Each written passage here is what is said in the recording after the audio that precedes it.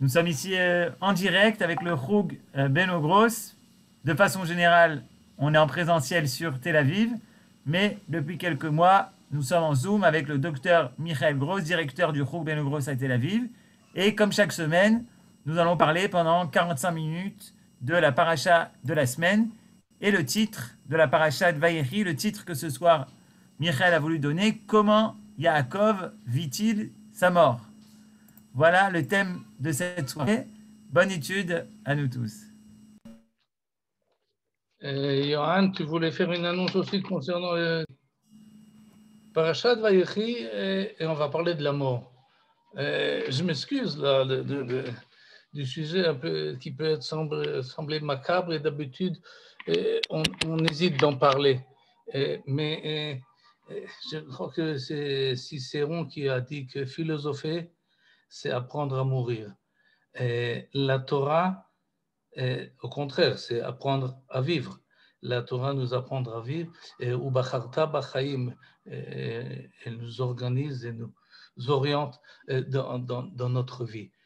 Mais la vie, ça commence à la naissance. Et la vie comprend toutes les phases de la vie jusqu'à la dernière. Et donc, il y aurait un manque si la Torah ne nous aurait pas appris également comment vivre la dernière phase de la vie terrestre ici. Et je crois, j'ai l'impression, je suis presque convaincu que la paracha de Vayechi, c'est cela qu'elle veut nous enseigner, comment on quitte ce monde. Et sous l'exemple de Yaakov, qui va nous apprendre, on va le suivre. Et parce que la paracha de Vayechi, la Torah nous raconte des décès. Des fois en une phrase, Vayeled banim ou banot, vayamot. Il est né, il a eu des enfants et il est mort. Mais souvent, c'est un peu plus détaillé. On connaît le décès de Moshe, on connaissait celui de Aaron, un peu plus l'enterrement de Sarah. Mais pour Yaakov, c'est très détaillé, c'est le plus détaillé de tous. Et donc, on peut le voir, on peut le suivre. Et dans toutes les phases, j'ai pris là des phrases de la paracha, comme ça on a un peu un aperçu général de la paracha, et voilà ce que la paracha nous dit. Elle commence par nous dire que les jours de Yaakov sont comptés, et sans doute, comme ça elle le ressentait. Et ensuite on nous dit qu'il est malade. Il est né à Vichacholé. Ensuite, Yaakov appelle ses petits-enfants, et ensuite ses enfants, il organise une cérémonie de séparation très émouvante et très éloquente.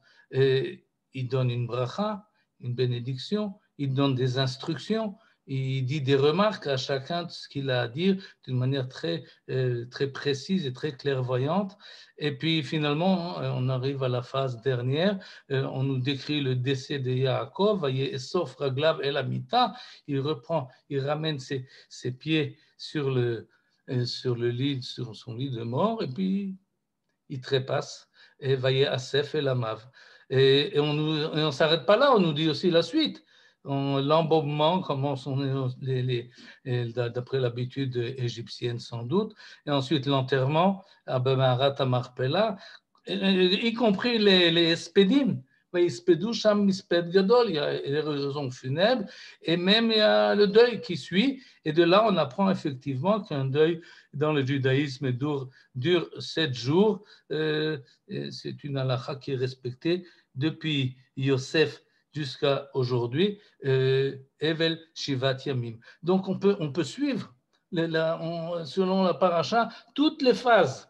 Et la question que je voulais vérifier, comment est-ce que Yaakov lui-même vit cet événement qui est effectivement crucial de son existence, comment est-ce qu'il réagit à tous ces faits-là, et c'est ce qu'on va essayer de voir, on va essayer d'apprendre, et peut-être qu'on peut en tirer des leçons pour nous-mêmes, ça c'est chacun selon ses options.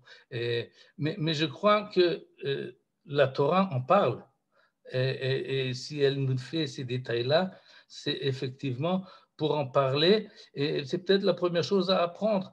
On parle de cela, on le dit. On ne se cache pas, il n'y a pas possibilité de cacher, mais on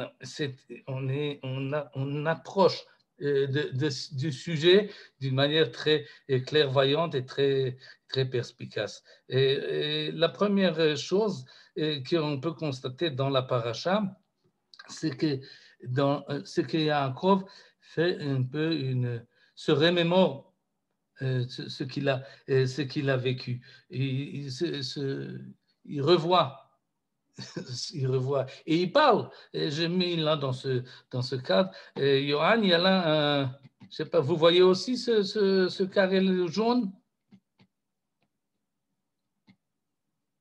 Oui, Michael, c'est une fenêtre qui est ouverte ou devant ou derrière, mais voilà, elle disparaît de temps en temps. Si tu arrives à l'enlever, elle s'en va. Bon, je ne sais pas. Bon, qu'est-ce que... Pas grave, c'est pas trop gênant. Maintenant, il est parti. En tous les cas, Yaakov mentionne dans le peu de chapitres, c'est une paracha qui n'est pas très longue, mais il parle d'Abraham, il parle de son grand-père Abraham, il parle de sa grand-mère Sarah, il évoque leur nom essentiellement quand il va parler avec ses petits-enfants, on va le revoir, et quand il parle de où est-ce qu'il veut être enterré, il dit, je vais être enterré dans le caveau de mes ancêtres, là où on a enterré Abraham et sa femme Sarah, là où on a enterré Yitzhak, son père, et sa mère Rivka. Et donc, il parle de ses parents et de ses grands-parents, il parle de ses femmes, il mentionne Léa, il rappelle Rachel, et tout de suite, on va encore ajouter un mot là-dessus. Donc, il parle de sa famille. On va voir également qu'il y a une allusion assez épaisse à Esav également. Donc, il se voit dans la famille. Il parle de sa propre expérience à lui, puisqu'il mentionne ce qu'Akadosh Baruch Hu lui a promis lorsqu'il était à Bethel. Il parle de Padan Aram quand il est revenu de là-bas. Il parle également, il rappelle à ses enfants ce qu'ils ont fait. Et ce que Rouven a fait avec Bilha, ce que Shimon et Lévi ont fait à Shrem, il rappelle, et il se rappelle de Shrem encore dans d'autres occasions. Et il parle également d'un Raf Yosef, quand il parle à Yehuda, il lui dit bravo Yehuda, miteref beni alita. C'est-à-dire, on peut traduire ça de différentes manières, mais s'il parle effectivement à Yehuda, il lui dit tu t'es bien comporté à ce moment-là, miteref beni, parce qu'il semble, d'après cette explication-là qui est rapportée par Rashi, que Yaakov a pris conscience du fait que ses fils voulaient se débarrasser de Yosef, et Yehuda, c'est lui qui a empêché qu'on le mette à mort, et donc il se rappelle également de cet épisode. Il y en a d'autres. Et en tous les cas, quand on lit la paracha, on voit effectivement que Yaakov s'est fait une certaine rétrospective de sa vie. Il sait que ses jours sont comptés, et ce qu'il fait, c'est une révision générale depuis sa naissance, son enfance, son adolescence, et ses mariages et ses enfants. En tout cas, on n'a pas souvent dans la Torah, et on verra que Moshe fait cette rétrospective devant le peuple juif, mais Abraham ne l'a pas fait, Yitzhak ne l'a pas fait, mais Yaakov le fait, et il le fait en partie en présence de ses fils. Et les 4 premiers, il dit exactement ce qu'ils ont fait et ce qu'il attend d'eux. Les suivants, c'est beaucoup moins clair.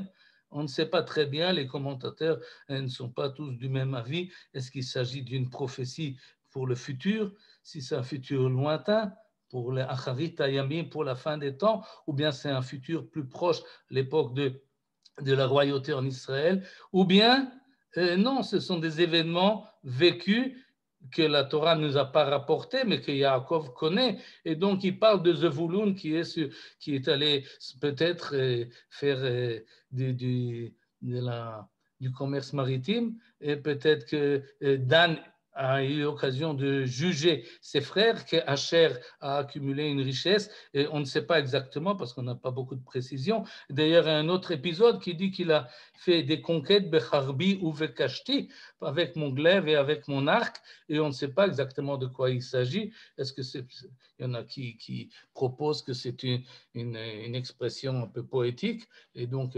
allégorique, mais peut-être qu'effectivement, Yaakov avait un épisode que la Torah ne nous a pas rapporté. Donc, il est évident, en tous les cas, dans la paracha, que Yaakov se rappelle de tous des événements de sa vie et il les mentionne. Et ce qui est intéressant à voir également, est-ce qu'il a fait tchouva? J'ai mis là un point d'interrogation. Et pourquoi je me pose la question? Parce que dans les halachot qu'on nous dit concernant les décès, on dit qu'il y a un vidouille. C'est-à-dire celui qui est conscient qu'il a ses derniers souffles, alors il fait un vidouille comme on fait à Yom Kippour, à Shamnu, Bagadnu, et il fait teshuva d'une manière générale. Et c'est un peu formel comme teshuva, c'est pas véridique. On a une liste une liste par aleph bet, et ça correspond pas toujours à notre vie. Et d'une manière plus naturelle, je crois que celui qui va mourir ou celui qui sait qu'il est en fin de sa vie, eh ben, il vérifie s'il n'a pas fait de bêtises pendant le long de sa vie. Est-ce qu'il y a des choses à corriger? Est-ce qu'il a la possibilité de corriger? Est-ce qu'il peut demander pardon? Est-ce qu'il peut s'excuser? Est-ce qu'il a encore les facultés pour le faire? Mais en tous les cas, oui. Et on peut remarquer que Yaakov, effectivement, dans certaines choses, oui, il s'excuse. Par exemple, à propos de Rachel. Rachel est mentionnée et lorsqu'il demande à Yosef de l'enterrer, Bemarat Amarpela. Et au milieu, il y a un pasouk qui est un peu comme un cheveu dans la soupe, on ne comprend pas pourquoi tout d'un coup, il parle de quand je suis revenu de Padan Aram, j'ai enterré Rachel à Ephrata et pas en chemin et je ne l'ai pas amené à Meharat Amarpela. Et les Chachamim, les commentateurs, se posent la question pourquoi ils mettent tout d'un coup Rachel dans la chose, parce que ce n'est pas explicite, il s'arrête au milieu de la phrase presque. Et alors on essaie de la compléter. Mais j'ai vu que Lazare Vogue, dans ses annotations en bas, au bas du texte, il dit que, d'ailleurs Rachid dit que Yaakov s'excuse. Il demande à son fils Yosef, enterre-moi à Meharat Amarpela. Alors tout de suite, comme ça explique Rachid, il se reprend et il dit oui, mais je m'excuse, ta mère à toi, je ne l'ai pas enterrée à Meharat Amarpela. Il semble un peu embarrassé de demander quelque chose que lui-même n'a pas fait. Et comme ça explique Rachid. Ajoute là-dessus le rabbin Lazare Vogue, celui qui nous a donné la traduction du rabbinat en français, et il ajoute sans doute qu'il insinue à son fils Yosef pour transporter le corps de Rachel de là où il l'a enterré, elle aussi à Meharat Amarpela.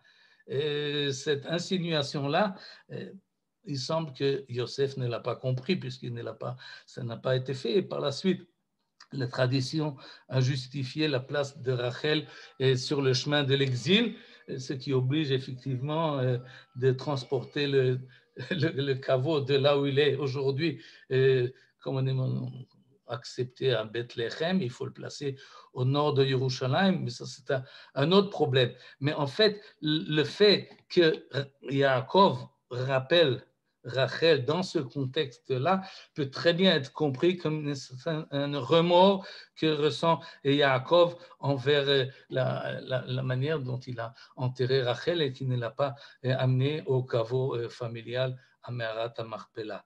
Et une autre chose qu'on peut voir que sans doute il se corrige, on en a parlé à l'époque, c'est qu'il n'a pas réagi d'une manière assez assertive envers Shimon et Lévi lorsqu'ils ont fait le massacre de la ville de Shrem.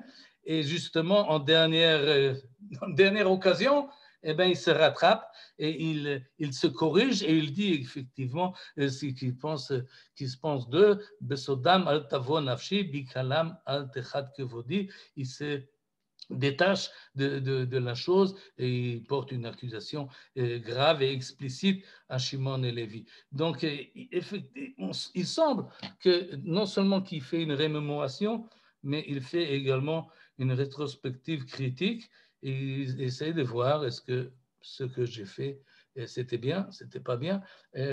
Évidemment, la Torah n'a pas besoin de nous dire toutes les pensées de Yaakov, mais cet esprit-là, je crois qu'il apparaît dans la paracha, il faut le mettre en surface parce que c'est important, parce que finalement, oui, s'il y a une notion de teshuva dans la Torah, alors il faut qu'en fin de vie, on essaye de rattraper autant que possible ou de s'excuser des choses qu'on a pu mal faire. Et là, j'arrive à Esav. Il est certain que Yaakov pense à Esav. Il n'est pas marqué explicitement dans la Torah, mais voilà, j'ai mis là deux versets. Un dans la paracha de Toldot que nous avons étudié à l'époque et une dans notre paracha à nous. Le premier dit Vayomer Esav. Et Esav parle à Yaakov et lui dit Ine anochi olech lamut velama zeli bechora. Je vais mourir. Et donc, pourquoi j'ai besoin de la Bechora? Je n'ai pas besoin du droit d'aînesse. Non, merci, je préfère avoir un plat et une bonne soupe. Mais cette expression-là, Ine Anochi Olech Lamut, elle est presque reprise par Yaakov lui-même. Il dit à Yosef, Ine Anochi Met. Et conclusion, Vaya Elohim imachem veshiv etrem el eretz avotechem, Akadosh Baruch sera avec vous et vous ramènera au pays de vos aïeux, comme le dit la traduction. Et donc, il y a ici un remèze, une allusion, mais je crois que c'est plus qu'une allusion, tout de suite on va insister là-dessus, que Yaakov se rappelle cette expression-là, « Ine anochi olech lamut ». Et alors, qu'est-ce que je fais avec cette conscience-là que je vais mourir? Et en fait, et ça lui rappelle la Bechora, le problème du droit d'aînesse. On sait très bien que Yaakov s'est battu pour avoir le droit d'aînesse. Il a profité de l'occasion, il a vendu le Nezid Adashim, le plat de la soupe qu'il était en train de préparer, et ça lui a permis peut-être de lui donner une raison de rouler son père et de lui soutirer une bracha, et d'avoir la bracha à la place de son frère Esav. Et ça le travaille sans doute, en tous les cas, du côté de la Bechora, du droit d'aînesse. Il est très clair dans le parashat de Vayechi que Yaakov revient là sur ce sujet-là. Et oui, c'est même mise en scène quand arrivent les enfants de Yosef et que Yosef sait très bien qui est le premier-né et qui est le second. Et Yaakov aussi sait qui est le premier et qui est le second, mais il croise les mains. Et il nous dit par cela qu'en fait, je sais qui est le premier-né, mais ça ne compte pas. Si ça ne compte pas, alors pourquoi tu as fait tellement d'efforts pour être le premier-né dans les deux jumeaux, toi et ton frère? C'est qu'il revient là-dessus, c'est évident. Il a réfléchi sur la question et il s'est dit, non, je me suis trompé. Je me suis trompé, c'est pour ça qu'il se permet lui-même de faire d'une manière très théâtrale. Il préfère le plus jeune au plus âgé. Et c'est là pas une fois, pas deux fois, mais plusieurs fois dans la paracha. Et le Srout HaBechora, c'est ses propres enfants, il le prend de Reuven, qui est le premier-né, et il le dit, tu es mon premier-né. Reshit Oni, tu es le premier-né, mais non, ça compte pas. Ça ne veut rien dire parce que tu t'es mal comporté. Celui qui aura droit à l'avantage, c'est soit Yosef ou soit Yehuda, mais en tous les cas, c'est pas Reuven. Quand il arrivera à Issachar et Zvulun, qui sont nés dans cet ordre-là, il devancera Zvulun à Issachar.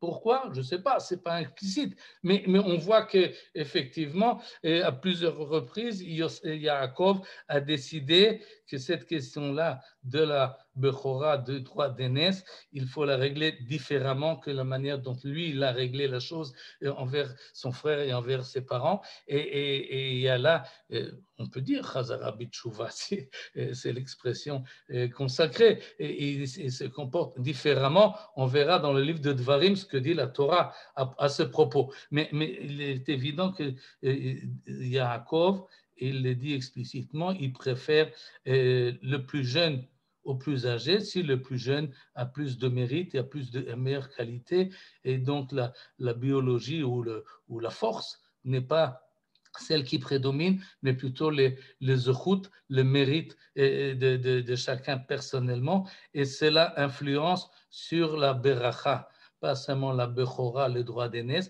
mais sur la bénédiction qu'il va donner, et il donne une bénédiction, et c'est assez impressionnant, parce que Yitzhak a donné une bénédiction à chacun de ses enfants, mais chacun séparément, un rentre, l'autre sort, ou plutôt un sort, l'autre rentre, et ils ne se rencontrent pas. Alors que Yaakov demande qu'ils soient tous présents lorsqu'il bénit chacun d'eux, et que chacun entend la bénédiction qu'il donne à chacun. Et le texte, le verset dit explicitement, Ish kevirkato birachotam. Il a fait la bracha à chacun selon la bracha qu'il mérite et qui lui revient, et pas la bracha de Yaakov sur la tête d'Esav ou inversement. Il sait exactement qui c'est qui est en face de lui, il dit leur nom, Rouven, Shimon, Lévi, Yehuda, un après l'autre, et le texte insiste là-dessus que Yaakov bénit ses fils, pas comme l'a fait son père, et même s'il a du mal à voir, il ne distingue pas, il demande comment il s'appelle, et il dit, je sais mon fils, il le dit à Yosef, je sais qui est l'aîné, qui c'est le second, et cette insistance-là ne peut pas ne pas nous rappeler le bilboul, le problème qu'avait Yitzhak, qui ne savait plus qui c'est Yaakov et qui c'est Yosef. Et donc, on peut voir dans cela une certaine réaction de Yaakov, une correction qui, en tout cas à ses yeux, de la manière dont il faut bénir ses enfants, chacun selon la bénédiction qui leur revient, et d'une manière très précise. Un dernier point concernant cette diapo-là, c'est la traduction en français de cette expression « Iné anochi olech lamut, iné anochi met ». Regardez que le traducteur n'a pas traduit de la même manière.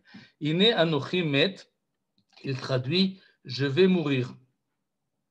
Mais le verbe aller n'existe pas dans le texte. Il existe chez Esav, il n'existe pas chez Yaakov. Et là, il y a marqué Ani holech lamut. Là, il aurait dû être marqué je vais mourir. Mais là, il a préféré traduire je marche à la mort. Ce qui est une expression plus forte, plus sinistre même, je dirais. Je marche à la mort. C'est presque un condamné. C'est une évidence. C'est un nom, c'est pas un verbe.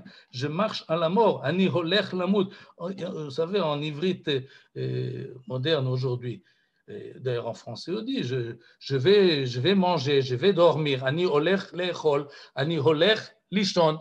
Donc, le verbe, l'auxiliaire presque aller n'est pas vraiment pris cet indice, c'est idiomatique. Oui, à tel point que quelqu'un qui va faire de la marche, il dit Ani olech la lechet, je vais marcher.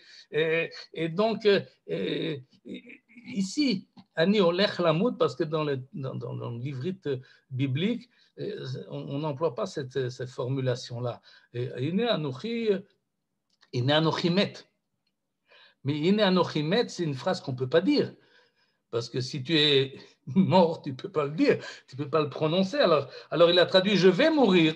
Iné anochimet, je vais mourir. Mais vous avez une suite. Et il me semble que là, là, il a bien traduit. Si je peux me permettre de donner des notes à ce traducteur qui est vraiment très précis qui connaît très bien et la langue biblique et la langue française, et Et vraiment, Lazar Vogue est un très bon traducteur. Et là, je suis d'accord avec lui. Je marche à la mort, c'est mieux. Ine anochi olech lamut, la mort est beaucoup plus présente. Mais Ine anochi met, je crois qu'il a mal traduit. Parce que j'ai l'impression qu'Israël, Yaakov, il n'est pas je vais mourir.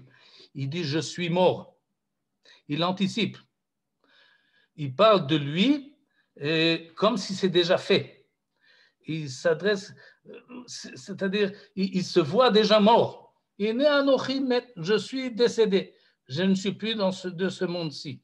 Mais si vous croyez que à cause de cela, la vie s'arrête, non. Vaya Elohim imachem ve'eshiv etrem el eretz avotechem.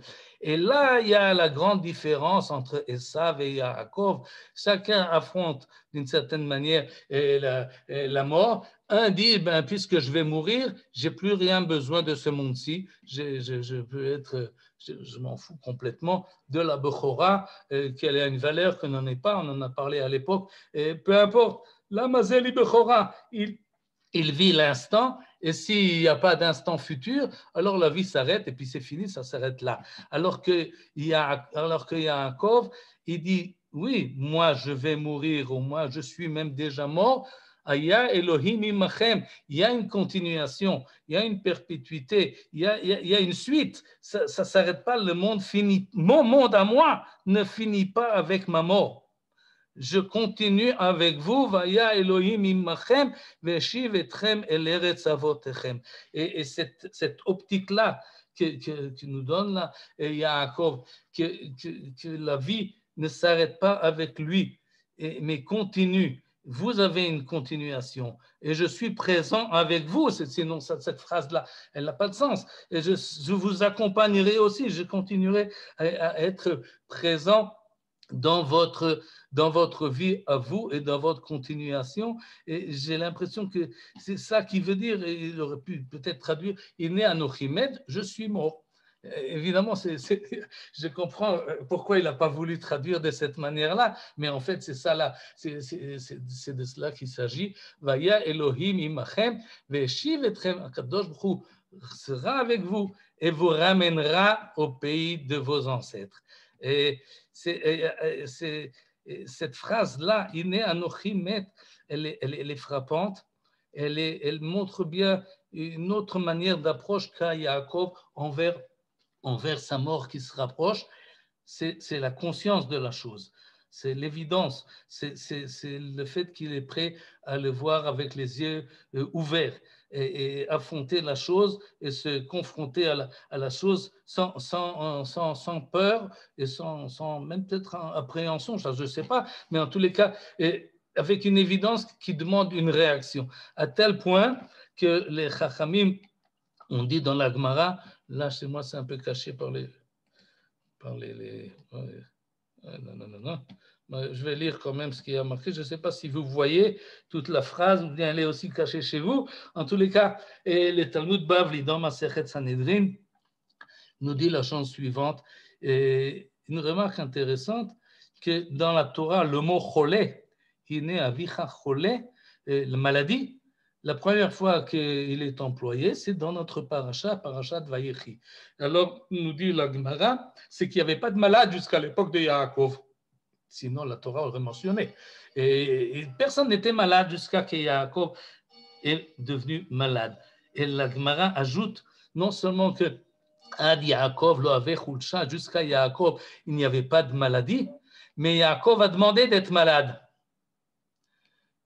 Et ça, c'est vraiment une idée des Chachamim, des sages du Talmud, qui vient nous dire qu'il y a un avantage à mourir de maladie.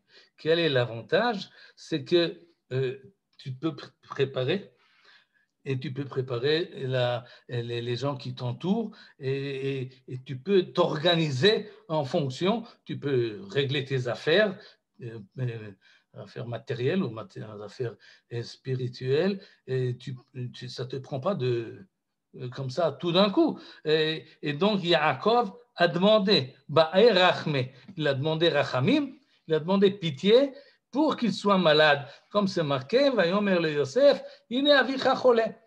Et comme si c'était une invention de Yaakov, une demande explicite de Yaakov, permets-moi de me préparer et de m'organiser envers. Et cette idée-là, en fait, on la voit dans la paracha, que Yaakov se prépare à la chose et il rencontre ses enfants et ses petits-enfants. Et là, on va s'attarder sur le chapitre 48. Que je vais me ramener ici et en hébreu et en français l'essentiel. J'ai sauté le verset qui concerne le croisement des mains. On en a parlé il y a un instant. Mais ce qui est marquant, c'est d'abord les petits-fils. Ça, c'est quelque chose d'important, les petits-fils. C'est la meilleure invention humaine, les petits-fils. Les autres disons, animaux, espèces de la nature, ils ont une relation entre père et fils, ou mère et fils plutôt, mais il n'y a pas de petit-fils. Petit-fils, c'est une invention humaine, c'est une invention de la compréhension, parce que ce que j'engendre directement, c'est peut-être inné et instinctif, mais ce que est indirectement le fils de mon fils ou le fils de ma fille, ça demande déjà sechel, ça demande une certaine intelligence et compréhension, et c'est un rapport humain spécifique, et on n'en parle pas beaucoup dans la Torah. C'est rare dans les textes de la Torah qu'on voit une rencontre entre un grand-père et ses petits-enfants. Et il faudra attendre le livre de Ruth avec Naomi, oui, qui porte le fils de Ruth, qui en fait n'est pas vraiment son petit-fils, puisque son fils est décédé, mais c'est quand même sa bru. Et donc il y a une relation avec une grand-mère, c'est rare. Et avec un grand-père, c'est également rare. Et là, Yaakov rappelle ses grands-parents, on l'a déjà vu, plus d'une fois dans la paracha. Quand il bénit Yosef, il rappelle également ses grands-parents, son père et son grand-père. Et là, il appelle ses petits-fils. Kachemna Elai va avarechem. Amène-les-moi, je vais les bénir.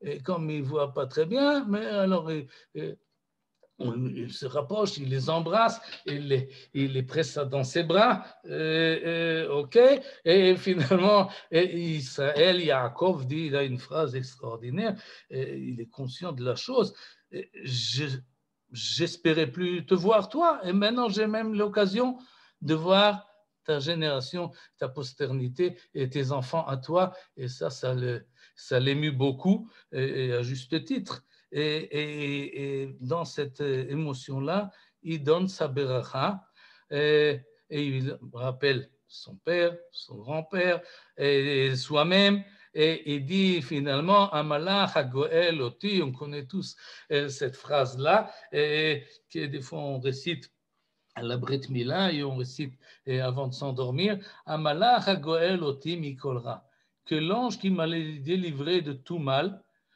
Yevarech et Aneharim, bénisse ces jeunes gens, ces petits-enfants.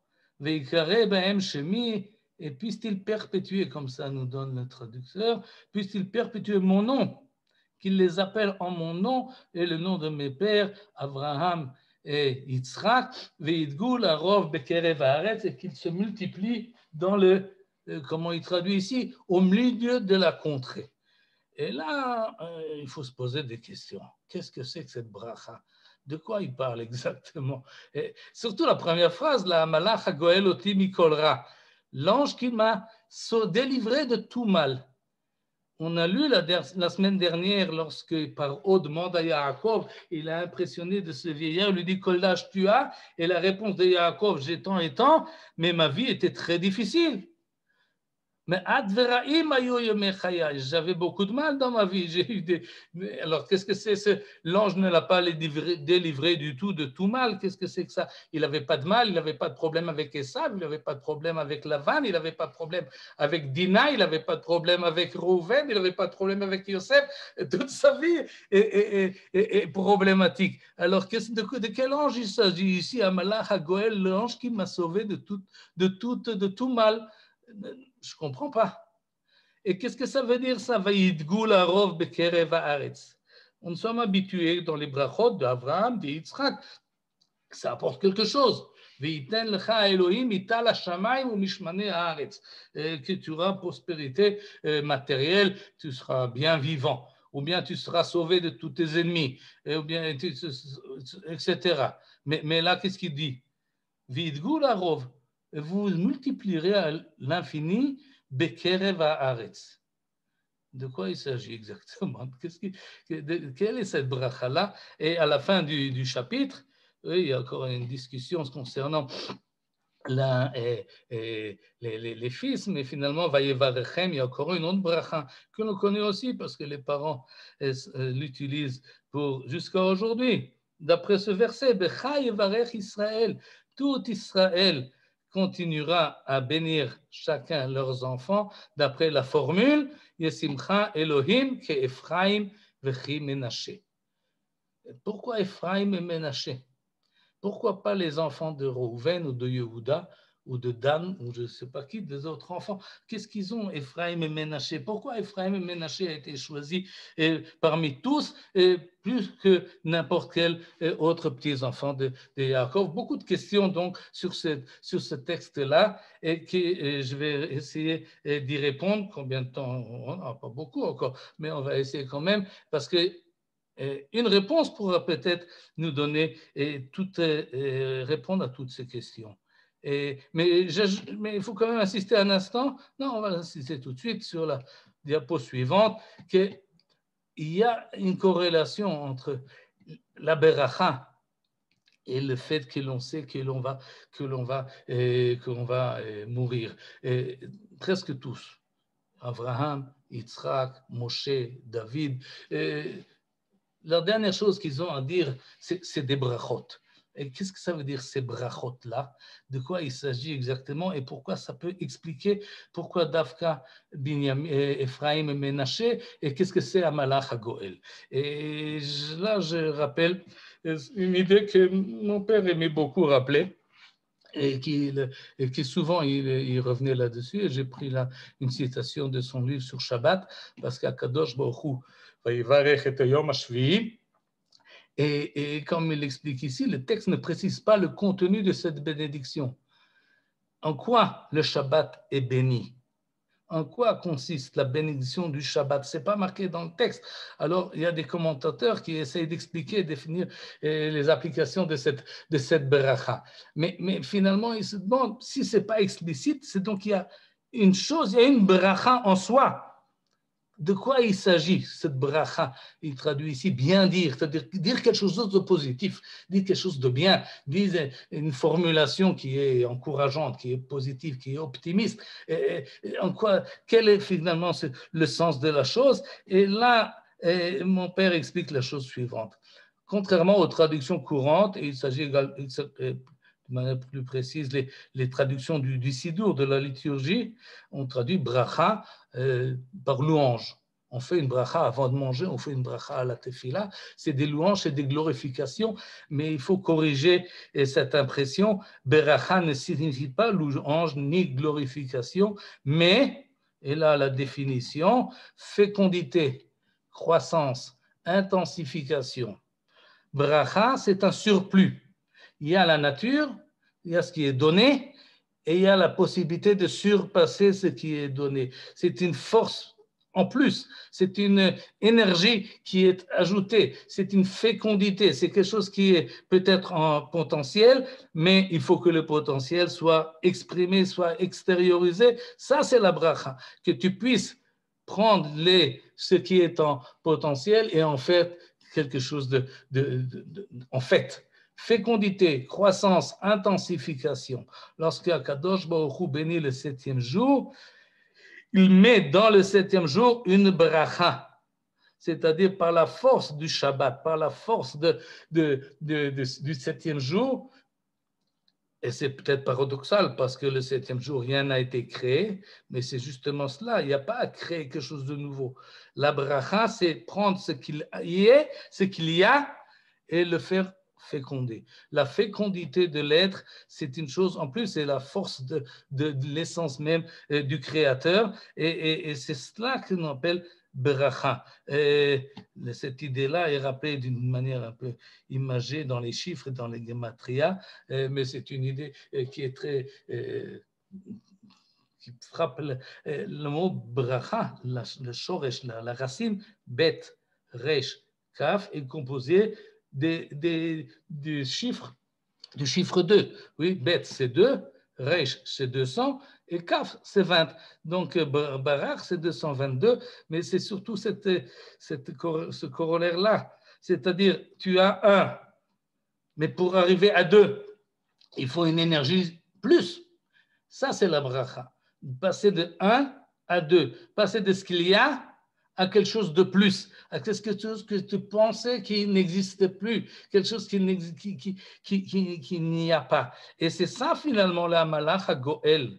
C'est-à-dire, on revient. Et effectivement, Yaakov sait très bien qu'il avait des problèmes avec Esav et avec d'autres. Mais le malach Goel lui a permis de sortir de ces problèmes-là, de ne pas s'y enfoncer, mais de s'en sortir. Pas seulement de s'en sortir, mais de s'en sortir haut la main.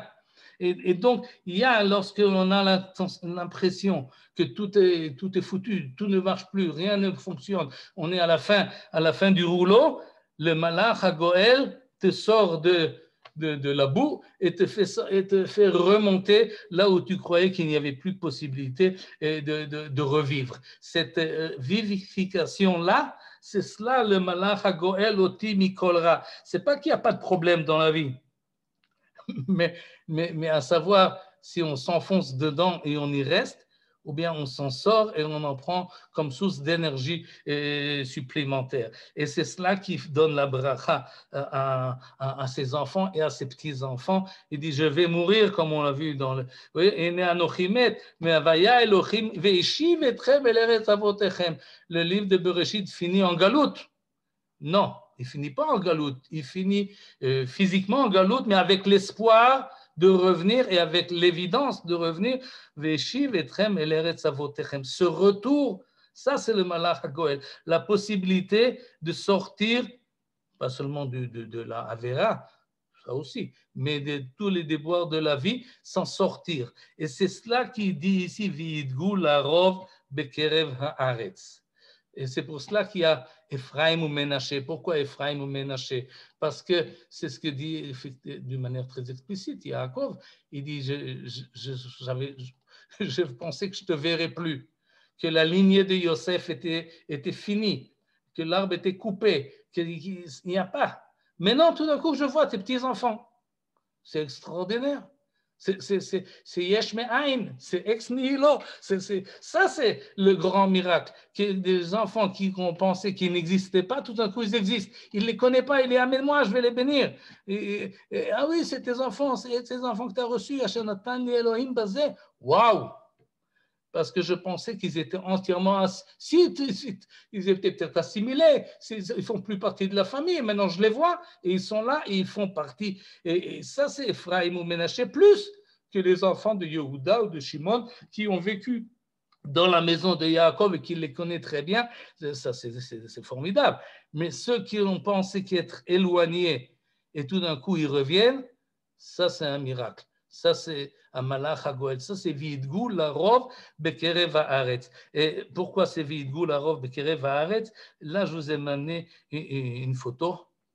Je ne sais pas si vous reconnaissez les personnages sur cette photo-là, mais ils expriment une idée que l'on peut comprendre, V'yidgu larov bekerev haaretz, uniquement à notre génération, même dans les dernières années. De quoi je veux parler là? D'un phénomène, ce qu'on voit sur la photo, c'est les Bnei Menaché, comme ça ils s'appellent, les enfants de Menaché. enfants de Ménaché, c'est en fait des tribus qui, des gens qui habitent au nord-est de l'Inde, et dans un endroit assez perdu du point de vue, pas seulement du judaïsme, mais de tout le monde occidental. On ne connaît pas très bien ce qui se passe ici. Ça peut être, moi, j'ai marqué le Mizoram, ça s'appelle la région, le Mizoram. Et là-bas, il y a des gens qui se sont dit, mais on est juifs. Nous sommes des 10 tribus. Nous appartenons à la famille de Ménaché, Ben Yosef. Et il s'appelle Bnei Ménaché. Il respecte les lois de la Torah. J'en ai ici une photo, mais vous pouvez trouver des photos extraordinaires. Et pourquoi c'est extraordinaire et pourquoi évidemment, il faut vérifier l'authenticité historique de ce qu'ils prétendent et peut-être aussi la validité juridique ou ilchatique de leur position. Mais peu importe, le fait qu'il y a aujourd'hui, à notre époque, des gens dans le monde entier, au centre de l'Afrique, comme au Pérou, comme en Patagonie, où vous allez vous rencontrer des gens qui se disent mais je suis juif, mais j'appartiens au peuple juif. Et évidemment, ça fait partie de la réussite de l'État d'Israël et du peuple juif en général, mais c'est justement ça le miracle.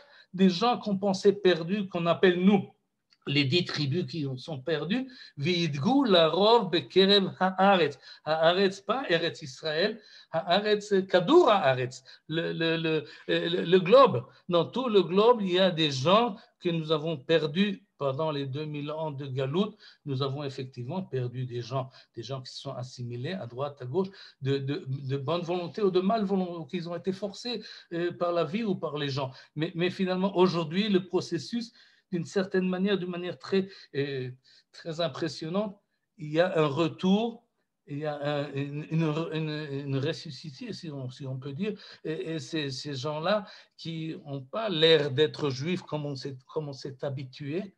C'est ce que nous apprend Yosef lorsqu'il rencontre ses petits-fils. Il pensait qu'ils n'appartiennent plus, ils ne sont pas à lui, mais oui, il dit ובך יברך ישראל לאמור ישמחה אלוהים כאפרים וכי מנשה. Et cette idée-là, je crois qu'elle est centrale. Elle montre combien Yaakov, même dans ses derniers instants, il est optimiste. Il a une vue très générale du fait d'appartenir à la maison de Yaakov et au fait que tous ses enfants, de Reuven jusqu'à Binyamin, appartiennent, eux et leurs descendants et leur génération à perpétuité, appartiennent au peuple juif, et velo idach memenu dinach, et personne ne soit écarté. Et justement, ceux qu'on a pensé être écartés, ceux qu'on pensait que c'était fini et qui reviennent, ça c'est ce que nous dit ici, Vinehera Elohim gam et zarecha. Et cette akarat tov là lui amène à donner finalement cette beracha, et c'est ça la force finalement qui accompagne Yaakov, cette vitalité, cette force de comprendre que lui peut-être il finit sa vie ici-bas, mais ça continue et ça continuera avec plus de force et plus d'intensité et par la suite. Et c'est ça la bénédiction qu'il donne à ses enfants et à ses petits-enfants. Et finalement, on arrive à la phase finale. Et la Torah ne nous fait pas de cadeaux. Et on arrive au verset Vaïchal Yaakov le tzavot et banav. Il a fini de donner des instructions à ses enfants, instructions concernant l'endroit exactement, comment il veut être enterré, mais instruction également comment il veut que ses enfants continuent à vivre. Et Vaïesof Raglav et Lamita, il était donc assis, alors il a ramené ses pieds sur le lit, il s'étend sur le lit et il rend son âme à Kadosh Baruch Hu.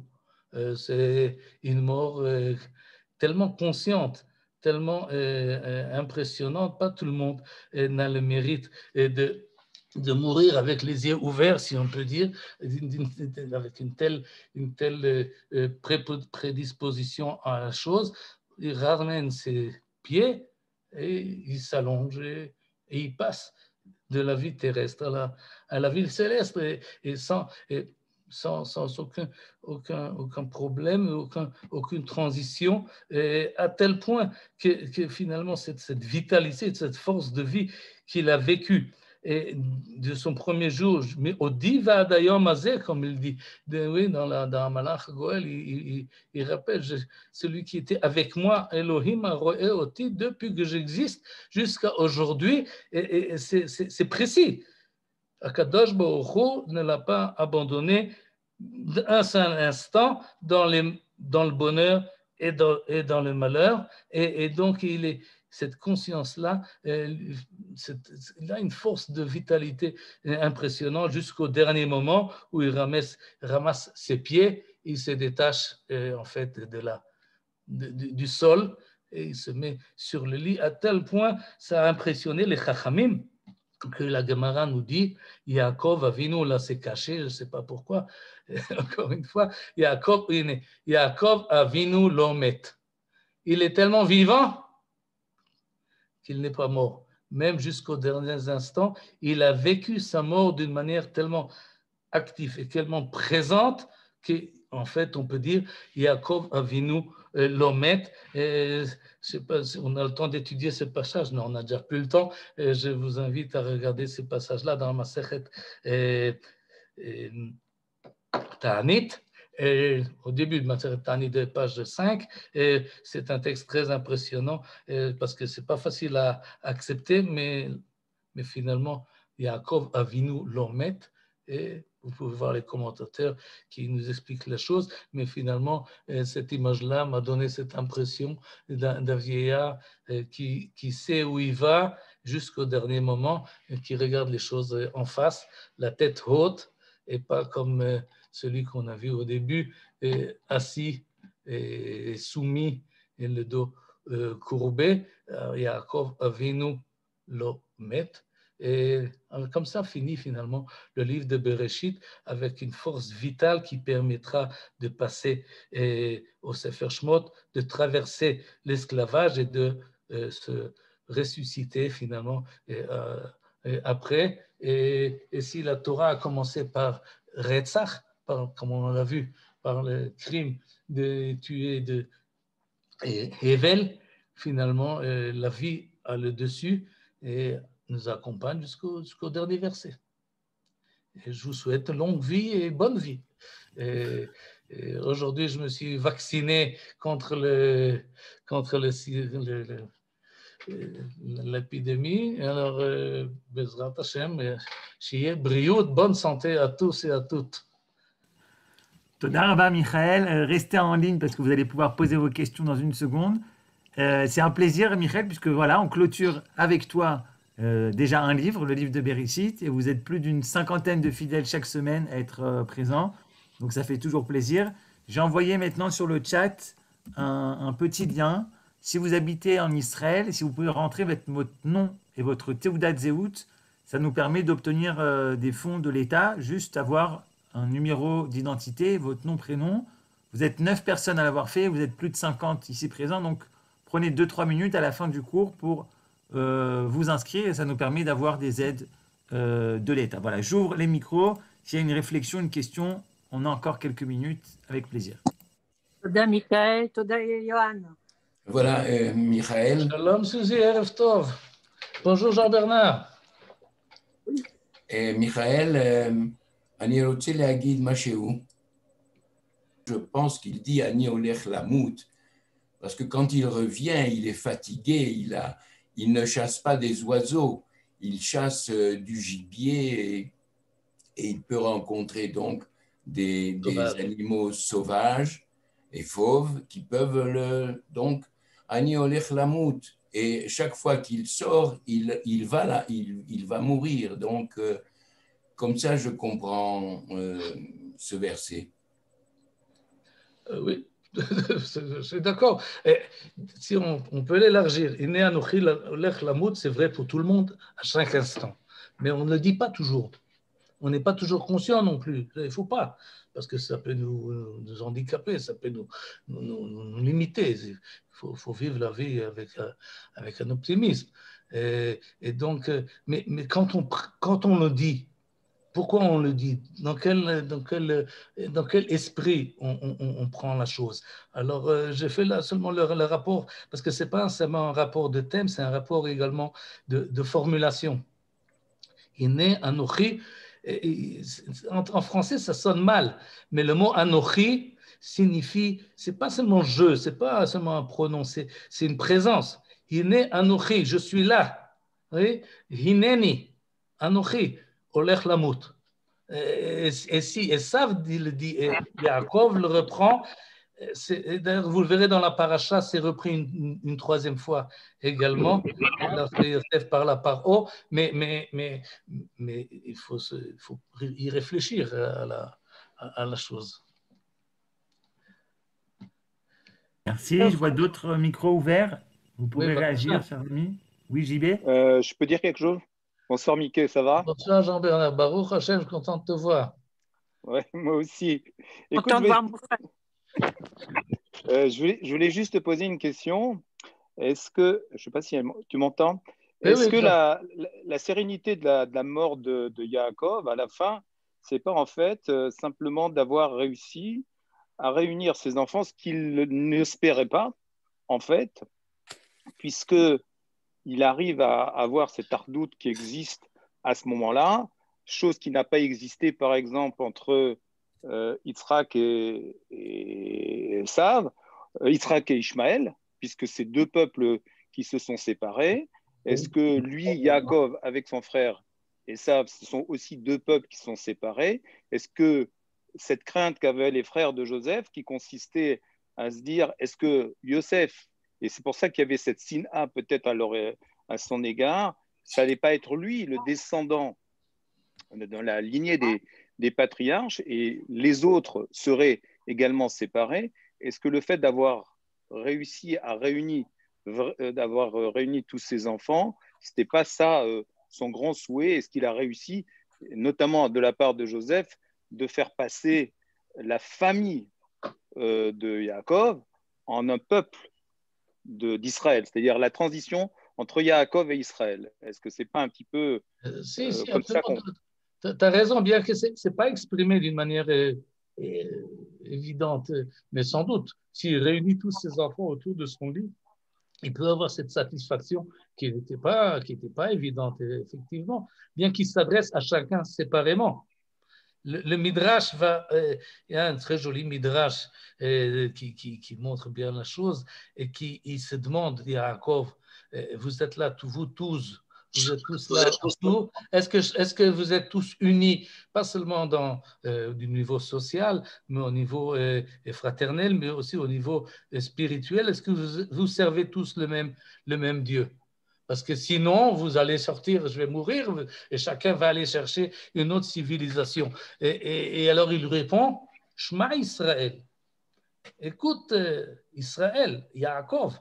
Oui, je reprends l'idée d'Eliyahu de la semaine dernière. Shema Israël, Hashem Eloheinu, Hashem Echad.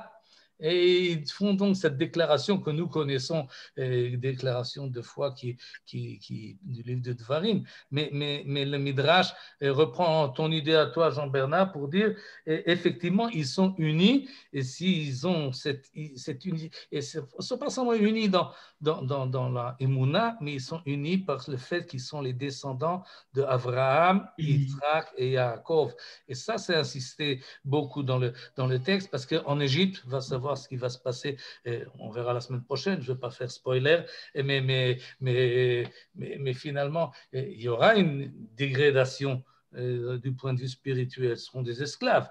Mais ces esclaves-là se réuniront dans la liberté, et c'est un fait, ils sont ressuscités, c'est quelque chose d'extraordinaire. Et Yaakov l'a vu. C'est ça qui lui donne en fait cette force-là. Il l'a vu, c'est comme ça que ça va se passer. Par prophétie ou par conviction, mais en tous les cas, oui, il l'a vu. Et nous, aujourd'hui, on le voit. J'arrête pas de mémoire là-dessus, mais on le voit, cette unité du peuple juif, bien qu'on aime bien se battre, se disputer. Mais finalement, il y a une unité, malgré les divergences, malgré les horizons qui sont tellement différents, il y a une unité forte et c'est ça qui fait notre force, cette unité-là. Oui, on peut dire, on est tous autour du lit de Yaakov et Yaakov Avinu l'Omet. On est là.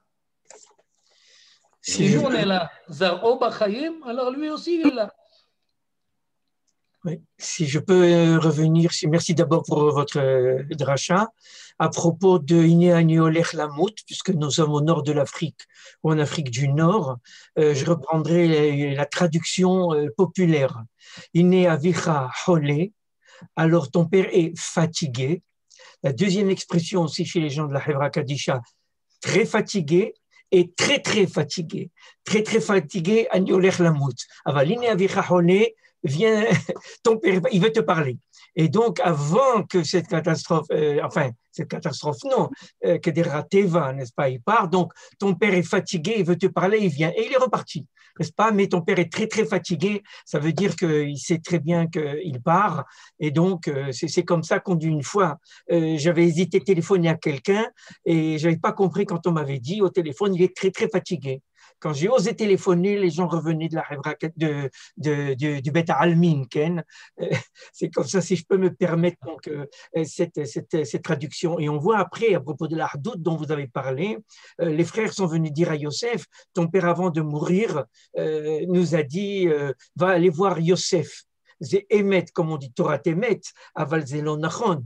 N'est-ce pas? Leur père n'a jamais su, car toujours Ménaché était à côté de lui, mais ils sont revenus donc à cette notion de Ahdout, comme vous avez dit tout à l'heure. Esav, tout le monde est allé de ses côtés, et la Loufé Ben Esav, tout le monde est parti de son côté. Chez Ishmaël, c'était Nénésiim, mais à Nahno, comme vous avez dit, on est resté liés malgré les différences. Il y a Hatshifte Israël, donc unis, et c'est Yosef, donc jusqu'à aujourd'hui, qui a fait ça. Voilà. Merci beaucoup pour. Merci à vous. Mais j'ai pas compris. Vous nous parlez de l'Afrique du Nord, là? Vous êtes en Afrique du Nord? J'ai pas compris. Ma mère est née à Zurich. Ah. J'étais après la guerre des 6 jours à l'école Akiba, la dernière année en 68.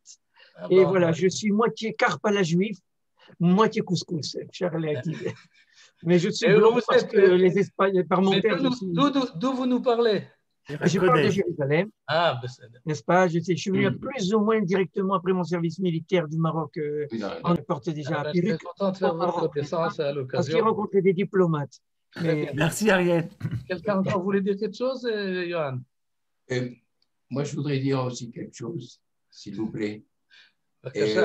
Il semble que Yaakov regrette un petit peu d'ailleurs, il dit, je crois, que sa vie n'est pas aussi longue que celle de ses pères, c'est-à-dire celle de Yitzhak et de Abraham. Lui décède à l'âge de 147 ans, alors que Yitzhak décède à 180. Mais il y a un passage dans cette paracha où il dit que sa vie n'est pas aussi longue que ses pères, je crois. Oui, ça c'était la semaine dernière dans Parashat Vaïgash, quand il parle à Paro. Oui, oui, c'est ça. Il regrette un peu, il dit que sa vie n'est pas aussi longue. Oui, la vie n'est pas toujours en rose. Ce qui est intéressant aussi, c'est que si l'on reporte lorsque Yitzhak demande à Esav de lui ramener un gibier comme il aime et qu'il va mourir, et je pense à cette époque-là, quand Yitzhak demande à Esav, il a 100 ans et il va mourir à 180 ans. C'est assez curieux qu'il dit Ani olech lamout et il a 100 ans. On peut trouver ses 100 ans en calculant son âge. Oui. Alors, c'est quand même curieux qu'il ait dit ça à l'âge de 100 ans, alors qu'il a encore 80 ans à vivre. Oui, mais c'est subjectif. Peut-être, oui. En tout cas, je vous souhaite longue vie. Et que... Merci. Jusqu'à 120. Merci beaucoup. Merci à tous. Beaucoup. Demain, Demain, on a un nouveau cours qui commence, qui débute. Donc, c'est toujours le mercredi soir. Le mardi soir, on est toujours avec le docteur Gross. Et le mercredi, le Chouk Beno Gross vous propose un cours qui change.